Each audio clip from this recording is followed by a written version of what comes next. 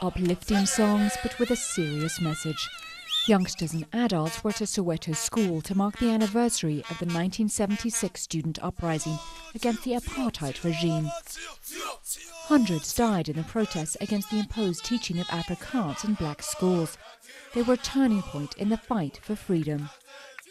The apartheid regime is now long gone, but for many, the promise of freedom has been little more than an illusion. We are here, we want to survive, and so we want to bring that freedom back again. More than 15 years after the end of apartheid, slums still exist in Soweto. More than half the 1.25 million people who live here are unemployed. In the Orlando township, open drains run by rickety shacks, rats feed off rubbish, and there are 4 toilets for 3,000 people.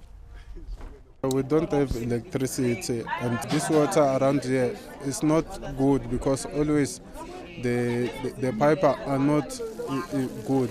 I think the government can try to improve our life by building us some better shelters and bring better education to people so that people can improve their lives.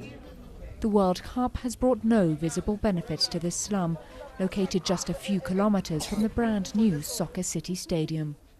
The government has spent almost $4.5 billion building and renovating stadiums and updating infrastructure.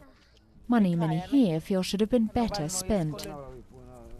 They are providing money for irrelevant things in lives. Soccer, it's for entertainment. Soccer, it's a want. It's a want. It's not a need. So houses, water, electricity, it's a need. A need, it's a thing that you cannot live without. Football fever hasn't entirely escaped Soweto.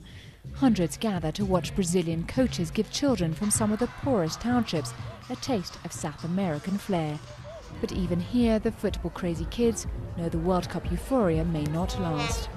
If the government can do this for us, like jobs after the World Cup for people, homeless and jobless people, and people who doesn't have works, homes or food on the table, the government can do that, then it will be okay, then it will be a life-changing.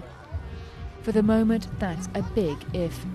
These kids will need much more than soccer skills when they're back in the townships, and when the eyes of the world turn away once again from the story of Soweto.